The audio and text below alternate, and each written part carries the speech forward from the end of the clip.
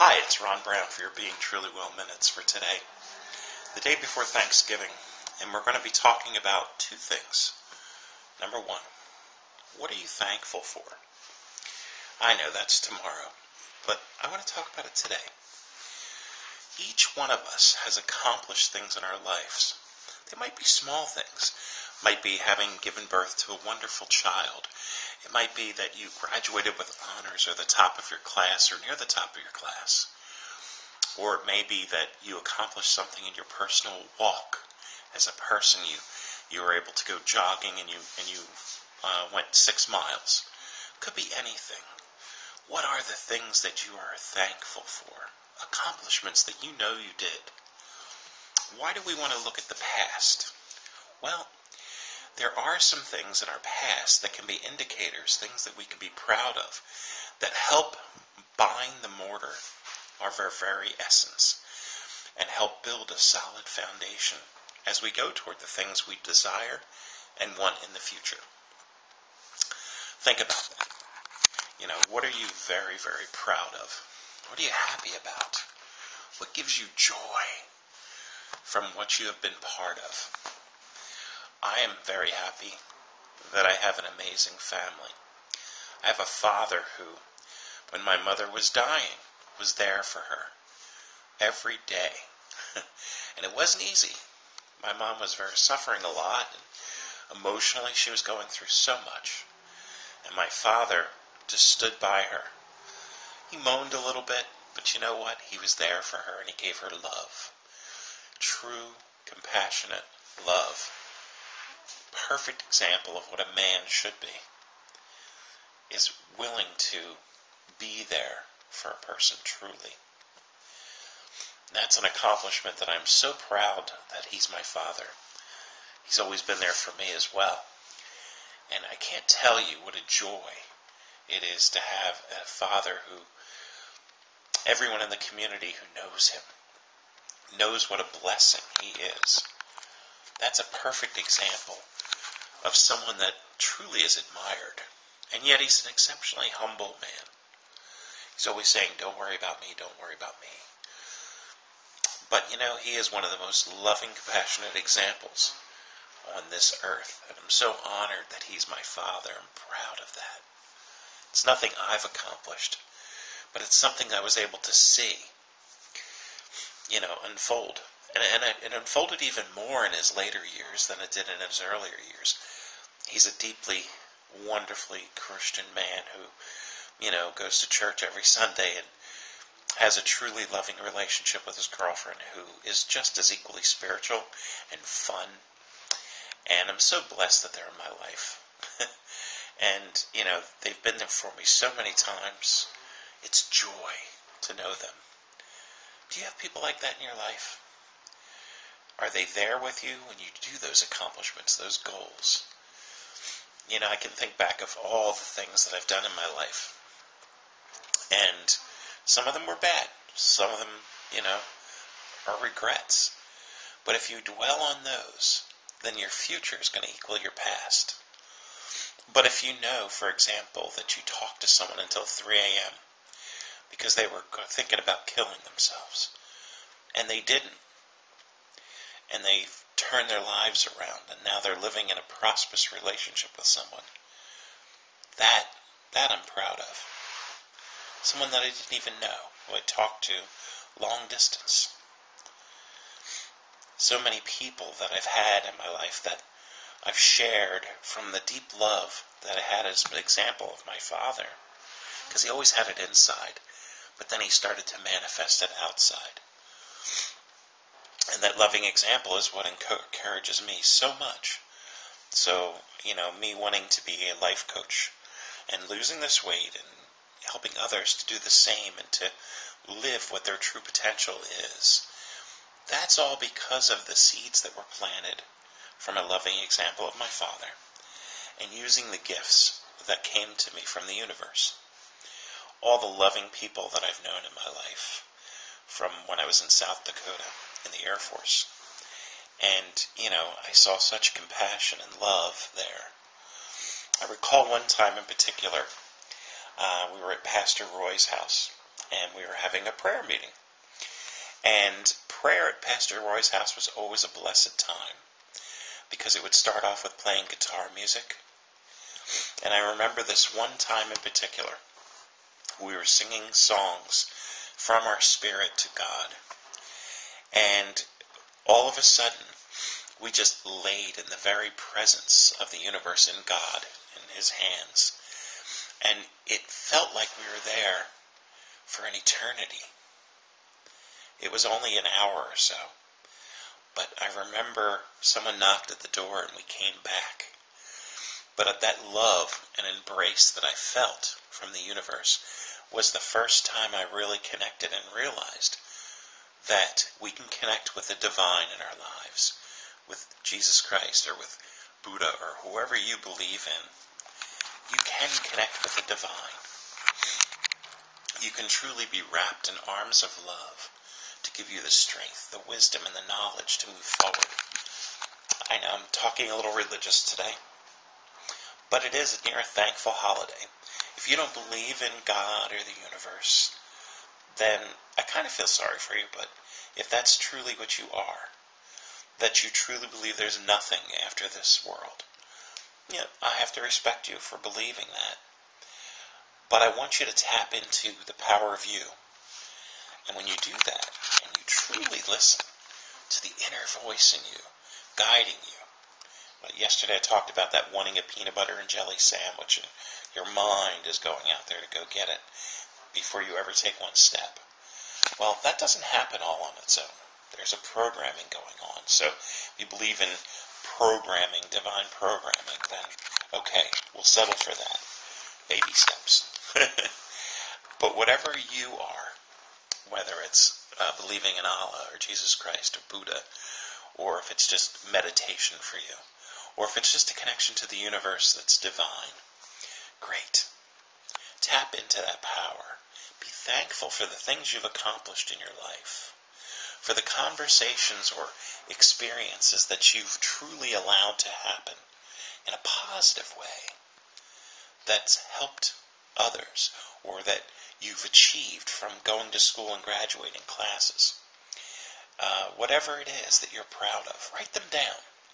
Look at them as accomplishments, as literally benchmarks of where you've been, mile markers, if you will, of the past highway that you've traveled.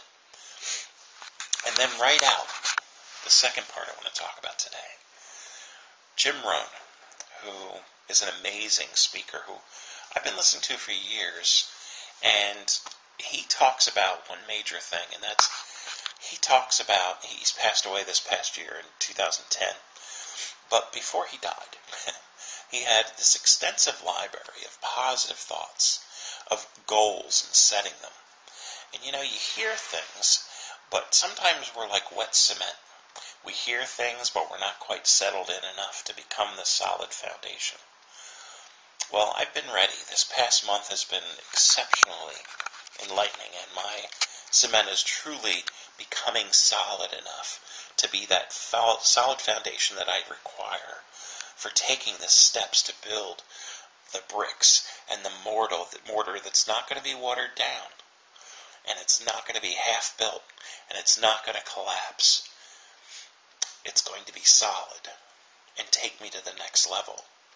I truly am going to be a life coach.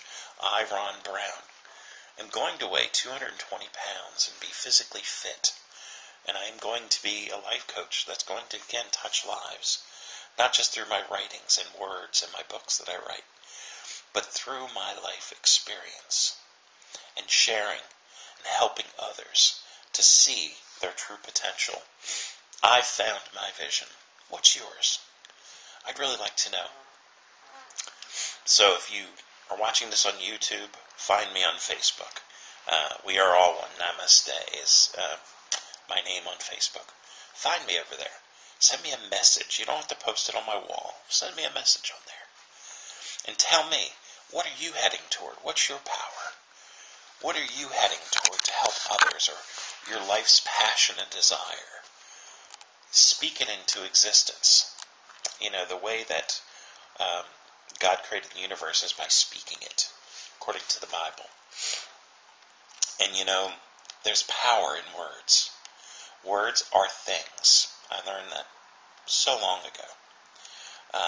Napoleon Hill mentioned that, and it's been mentioned quite a few times. Napoleon Hill wrote a book called Think and Grow Rich, and if you haven't read that one, I'm sure you can find a paperback copy very inexpensively at Borders or Barnes & Noble or Amazon or wherever, or even online. You should read that book. It talks about all these famous people and not so famous people who achieved much in their life through focus, through making a real decision. Well, Jim Rohn talked about writing down 50 things that you want in the next 10 years. And I started doing that exercise yesterday, even though I had attempted it before. But I always said, oh, this is nice, but this isn't what I'm going to need. Wrong. Write it down. There's power in writing things out, in reading them aloud, in having what they call affirmations. Maybe you're not familiar with that term, maybe you are. An affirmation should always be in the positive tense, telling you that you are achieving this and that you are receiving it from the universe. You don't have to say from God. If you want to say from God, power to you. If you want to say from Jesus Christ, awesome. If you want to say from Allah, great. If you want to say, I am receiving because of the effort I'm putting forward, great. If that's where you have to start in your life, fantastic. Well, I think back of all the wondrous things and all the glorious people who have been the example of God on this earth to me. And Roy Roberts is one of them. Wonderful pastor from Calvary Chapel in Rapid City. We called it Calvary Chapel, the upper room back then. Wonderful man of God who I truly saw the light of the universe in. Divine light. I think of all the joyous people that I encountered. People who with a simple smile, who I'm talking about, Connie, could light up a room just by being you. That's the joy of the Lord in your life. And if you're not a religious person, or maybe you're Jewish, and you you believe in only the Old Testament or the Torah, fantastic, great. Then believe in your heart, in your potential, because no matter the writing, I've come to realize this through studying the different religions. When I was in the Air Force, one of the things I would do, I volunteered with the Job Corps, and we would take people to churches, and I was the leader of the volunteers at the time. And so what I would do is if a person wanted to go to a church, and they were the only one that wanted to go to that church, I would go with them so that they didn't have to go alone. And so I visited many, many, many churches, many different religions, and I enjoyed that because it got me to see a few things. Number one, we are all one. No matter the religion, no matter the label you put on the outside, the belief in the divine, that you truly can be healed, and you can have a life that's positive, no matter who, whether you're Muslim, whether you're Christian, whether you're Jewish, whether you're even agnostic or atheist. There is a divine, and there is a belief that you can accomplish much.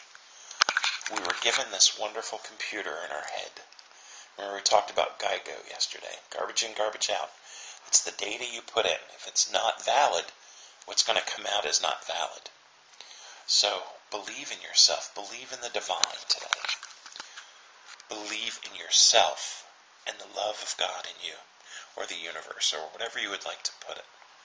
Look at the examples you've had in your life of different periods where something came through, and it was because of your effort, or because of your focus on it. Now, magnify that times 100. Because if you are truly passionate about it, I guarantee you it will come to pass. I often think of the scripture, and again, not trying to focus on Christianity, but I think of Peter and his desire. I'm sure you've heard this story, even if you're not a Christian, of Peter in the boat as Jesus is walking on the water toward him. And Peter said, "Oh, Master, can I come on the water and walk to you?" And he said, "Yes." And he stretched forth his hand. And Peter stepped out and started walking on top of the water.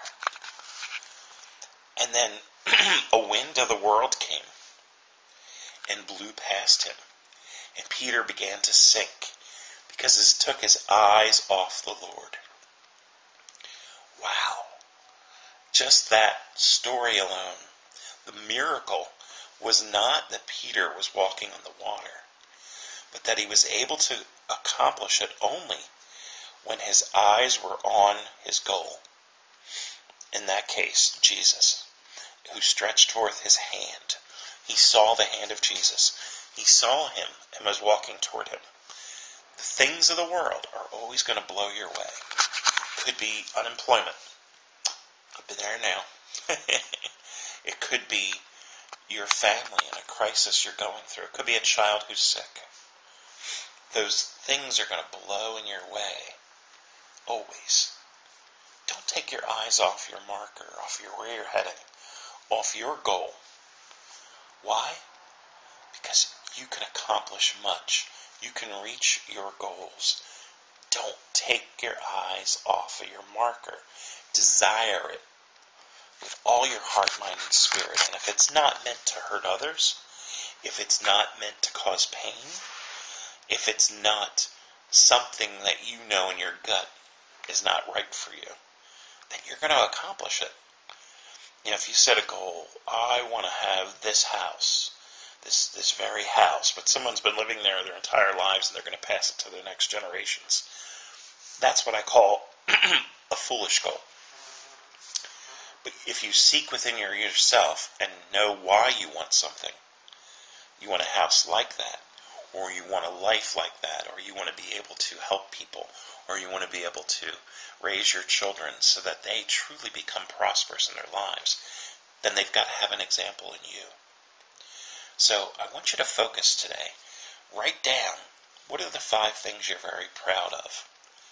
What are the 5 things that you can say, yes, I really did that and I accomplished it?